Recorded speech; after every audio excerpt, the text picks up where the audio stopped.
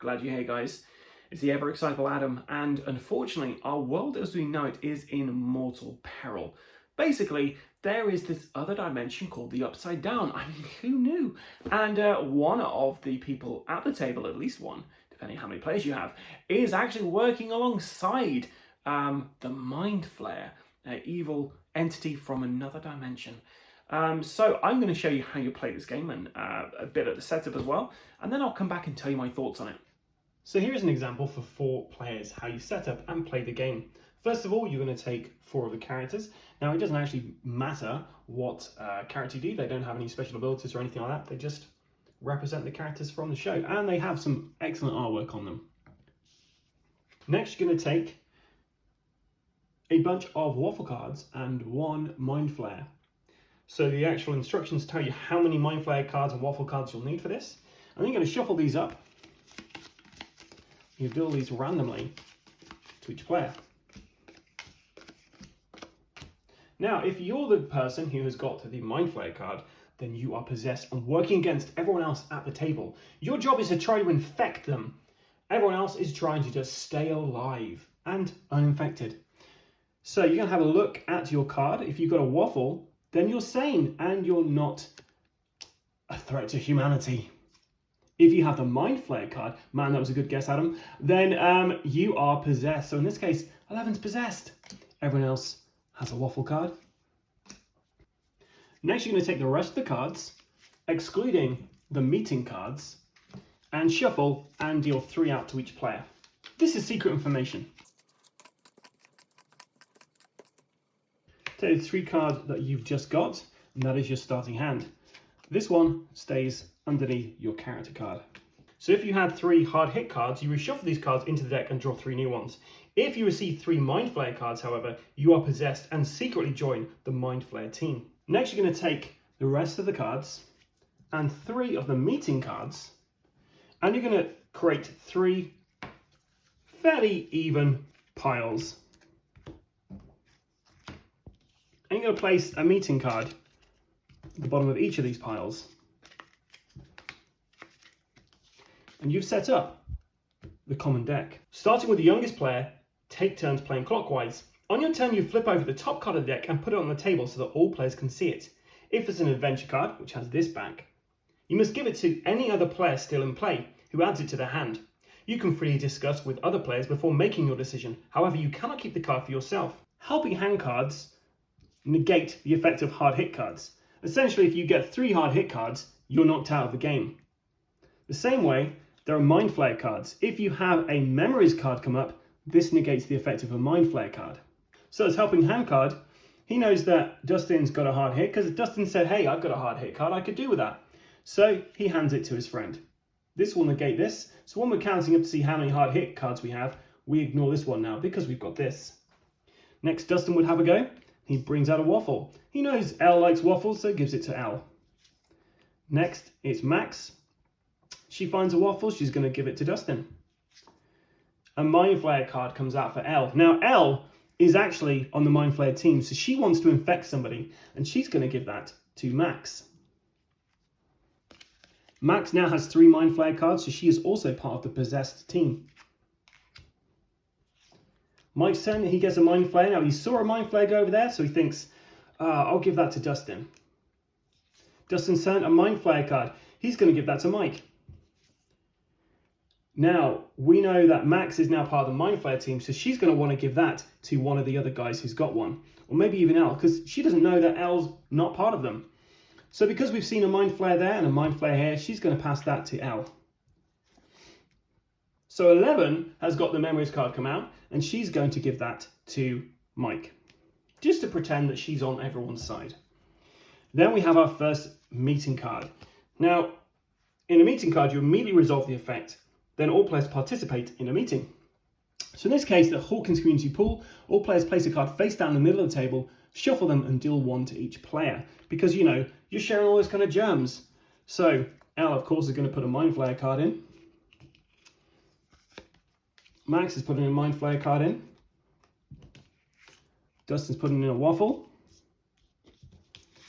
As is Mike. So let's shuffle. and they'd go out to each player. When you draw a meeting card, after you've read it out loud and resolved its effects, you put it back in the box. Effects of meeting cards only apply to players still in play, including you. Once you resolve the card effect, no one can speak. All players still in play choose 2 cards from their hand. They give 1 to the player on their left and 1 to the player on their right. These cards are placed face down under their character tiles.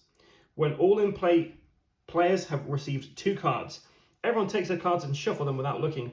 Finally, each player looks at the cards and adds them to their hand. During the meeting, only possessed players may give away Mind Flayer cards. Sane players must always keep them in their hands. When a player does not participate in a meeting, they are knocked out or from a card effect, ignore them and give your card to the next player. If at any point you ever have 3 hard hit cards, you're knocked out of play. So you keep playing until there is only 1 or 2 people left, or until you've got to the very bottom of the deck and resolved the 3rd meeting. At the end, all players count to 3, and all possessed players start growling to call the Mind Flayer to them, followed by all sane players still in play who stand up and applaud. If there's at least 1 sane player still in play, all sane players in play are knocked out, win the game. Otherwise, the possessed players in play are knocked out, win the game. You can also do a series of games with this. At the end of each game, players on the winning team, including knocked out players, gain 1 point, plus 1 point per waffle card in hand.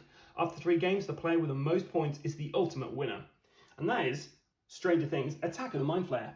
Welcome back. So that was a brief overview of Stranger Things Attack of the Mind Flayer. If you've not seen the TV series, first of all, why?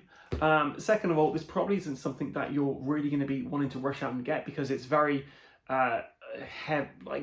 it's very much catered for people who have watched the show. And yeah, like, you don't have to watch the show to enjoy this game, but I think it kind of helps.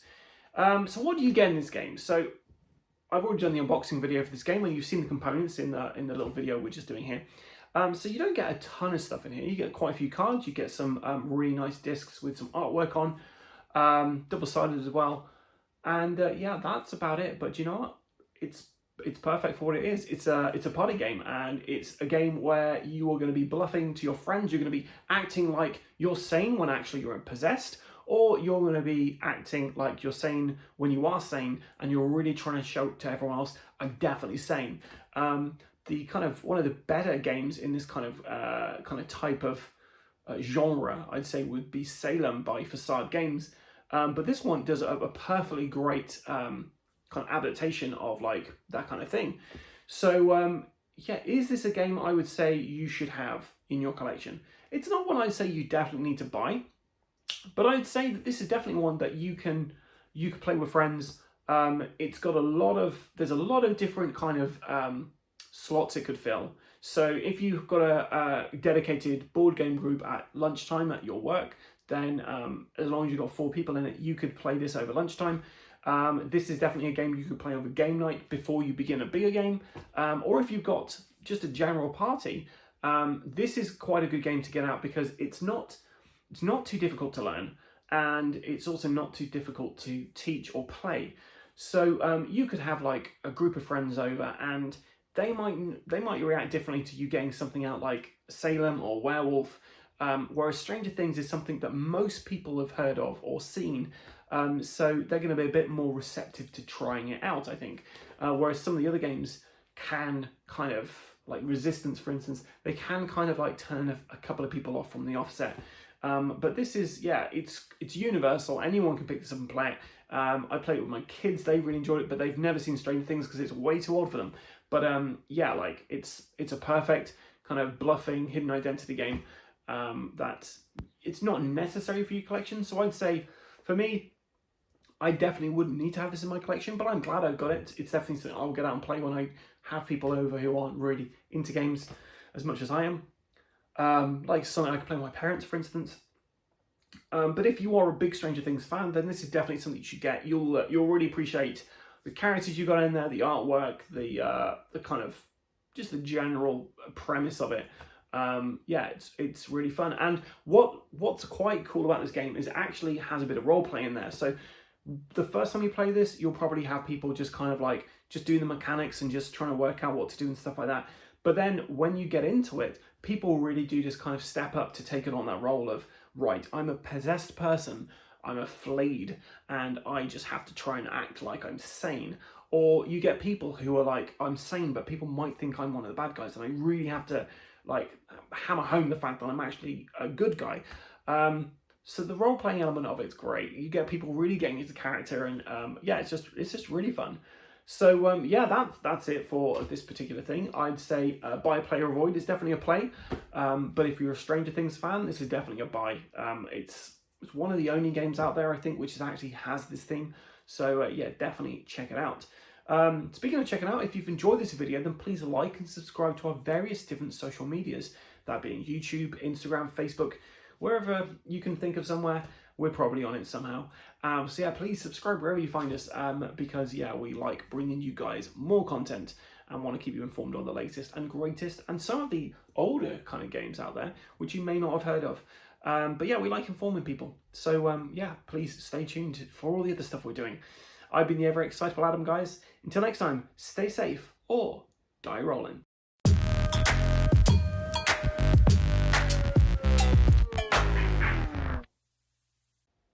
Well, this was unexpected.